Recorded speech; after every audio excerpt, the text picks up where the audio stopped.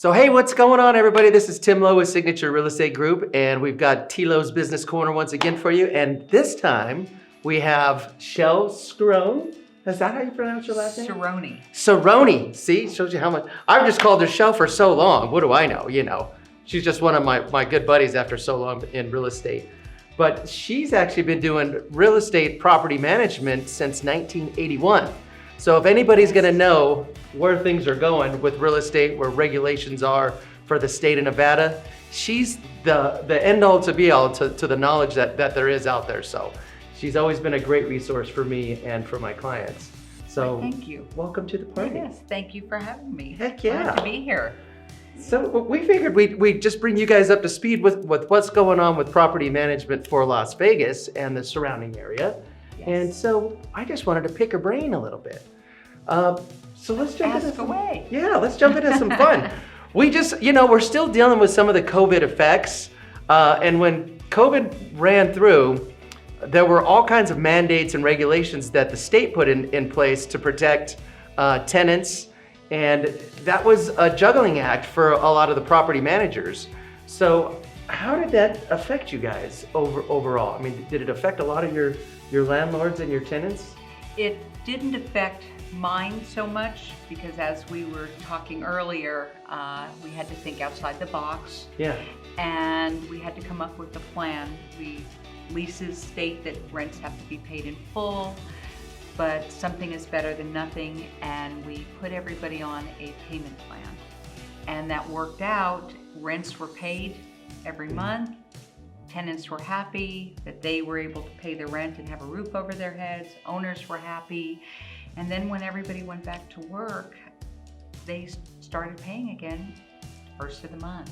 So go figure. Well. You had a good intermediary and a property manager like Shell that actually came up with something to solve the problem. And that's one of the biggest things I think that most people miss when they try to manage property on their own, is coming up with the solves, because they don't know all the rules and regulations that the state's providing. Correct. And someone like Shell that's been in the game for so long, she knows what she can and can't do and what she can get away with. And so she came up with a solution for the tenant and for the landlord. So everybody's happy at the end of the day. So that's good stuff. It did work out well, and we were learning new laws every day. We were finding out every day what we could do, what we couldn't do. Mediation programs, just everything. And so we would just every day ask for updates, look for updates.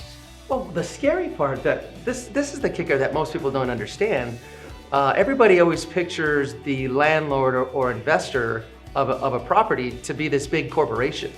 Well, in the state of Nevada, I think it's close to 70% of the properties that are owned are mom and pops. They're just somebody that's got an extra property, or maybe 2 or 3, but it's not these big corporations. And so when you have a landlord that's not paying, and the state saying, okay, they can get away with not paying, and who's still stuck with the bill? It's a mom and pop. It's not a big corporation. So to have those solutions like Shell came up with, that's huge. Yes, so we were very, very fortunate that, and a lot of the mandates are gone. We still have COVID, so we still follow certain guidelines, with home inspections, home annual reviews, we call them. So you actually do the reviews and go? Yeah, so we'll go into the properties, and you want to check for plumbing leaks, you want to check AC filters being changed. So you just want to see the overall condition of the property. You know how many times I hear of property managers that, oh, what, inspections? We're supposed to do yearly inspections? Yeah. Yes, and some owners want them, more than others, but, annual inspections. And if a tenant does state that, they're not comfortable with us going in still at this time, we'll respect that. You usually figure something out. Yes, but we've been allowed, I've been allowed to get in, and they know we wear our masks, follow proper protocol. Just going through a lot of properties that are rented out, lots of times you'll see small water leaks, and the tenants don't think it's a big deal. You know, it's been leaking for the last couple months. It's not a big deal. Meanwhile, there's this backlog of water that's eating away at the drywall and all this other stuff. The pot, I like the pot or the bowl under the garbage disposal. Yeah, that one's always a special So one, right? how long has that been leaking? Oh man! So it's important to do those inspections just Yes. for the overall health of the property Yes. and just to keep everything on Absolutely. par. Yeah, so we always want to look at the AC filters, look at, just see if something's going to malfunction. You Yeah. can sometimes look at something and let the owner know, you need to start putting a little money aside. The water heater is so many years old. More than likely in Las Vegas, Nevada, in Henderson, anywhere with the hard water, it's man, going to go yeah. out. It eats it up, that's Yeah. for sure. Let's talk about the rents. I mean, so now that the market's gone up, everybody knows that the sale of homes has gone nuts. Well, it's a lateral moves with rents too. Yes. That's almost even worse. Rents have gone up drastically. They Yes. have really increased. I have done comps over this last 6 months, and I would say I'm seeing an increase between 200 to about 700-800. A month, A as far month. as a difference. But I Yeah. don't recommend hitting a current tenant with such an increase.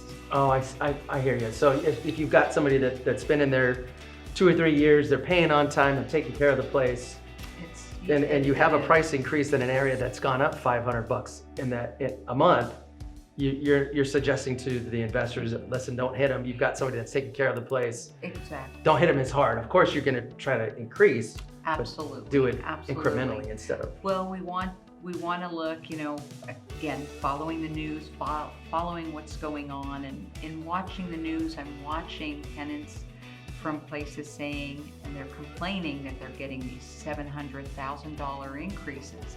That keeps going on the news. We're going to see rent control here. We don't want Nobody rent wants control rent here. control, that's for sure. So let's be modest in our increases. Let's increase. If someone's going to move out, absolutely, let's bring them right up to market value. Sure. But if they're there, we know they're going to be staying.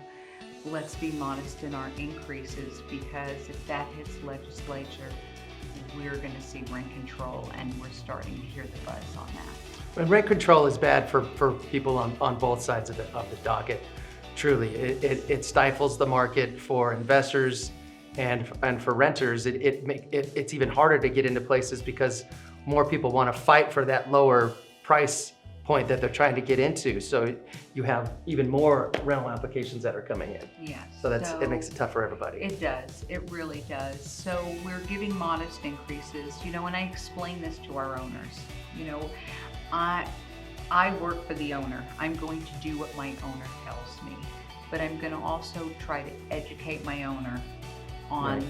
the consequences of some of their actions. Sure. And if they choose to do a huge increase, I have to follow the rule. But I have worked with a lot of my owners for a long time, and they trust me, and they trust that I'm going to do what's best for them. That's cool. That's Yeah. great. Yeah.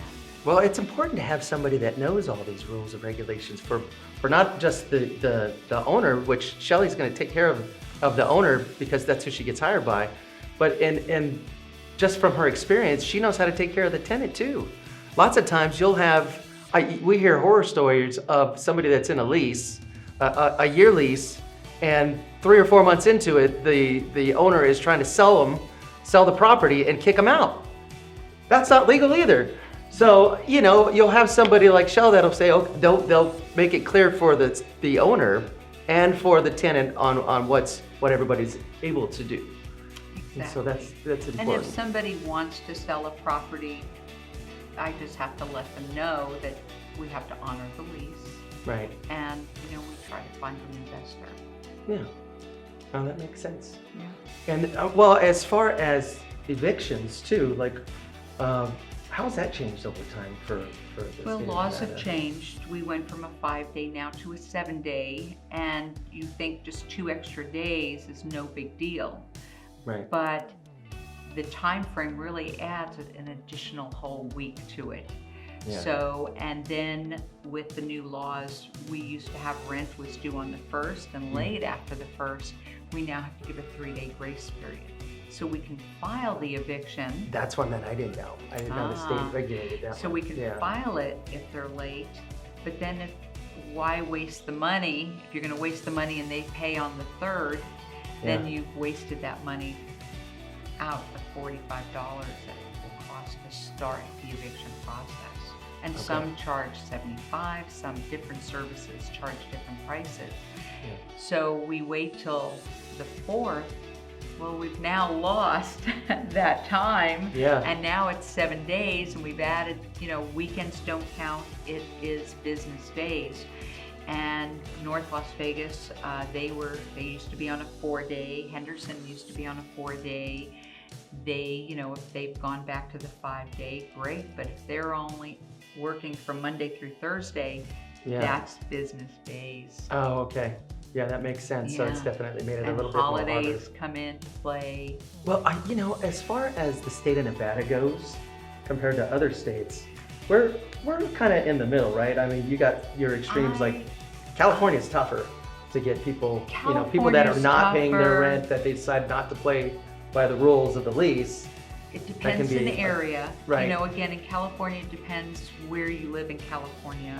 Okay. Nevada, it's gotten a little tougher, but if your paperwork's accurate, you've followed the rules of the court, what their expectations, you're going to get the eviction. So it's still a fairly investor-friendly state to purchase properties and to, to increase that nest egg that you have as far as getting extra properties. It is. Sure. Like I say, you have your paperwork, you follow the terms of the lease. Yeah. You don't pay. You don't pay. What do you go out. Now I'm going to put you on the spot. Okay. So, as far as where our market's gone, is it still a smart investment to be an investor to still keep purchasing in Vegas? Absolutely. Look at like Texas and here in Florida, we don't have state income tax. Sure. Our property taxes, as far as if you're an investor, increases. Instead of it as a homeowner 3%, it could be increased by 8% a year. But our tax base is still, if you look at California and even Texas, our tax base here is phenomenal. So in other words, Nevada's a perfect place to invest in. Yes, give you an example, Texas housing is very inexpensive. Sure. And I have a son that lives in Texas and is a homeowner, and he bought a $200,000 home, beautiful home, but his property taxes are $800 a month. What? Yes. I didn't know Texas, It depends, you're paying for those beautiful high schools. Football No joke. They look like colleges for crying out loud. They do. So when you look at that, when you look in California, it's beautiful, but look at the home prices, and then it's based on your sale price. So I believe as far as affordability, we're still right in here. Well, I'm with you on that one. Well, I just wanted to get her take since I had her here for that. So, I just wanted you guys to at least be somewhat up to speed on what happens with property managers and why you should have a property manager in place once you do buy that investment property.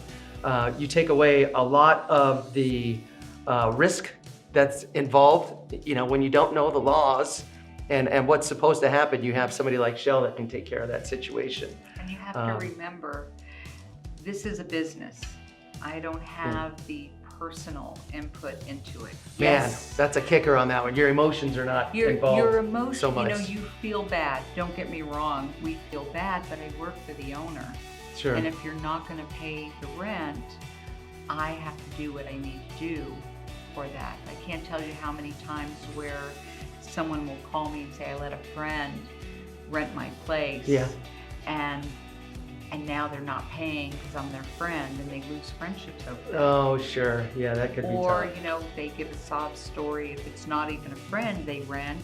Yeah. And they start bringing up, personal things that are affecting them, but they still have income coming in, and they think the owner is a family member that should let them go.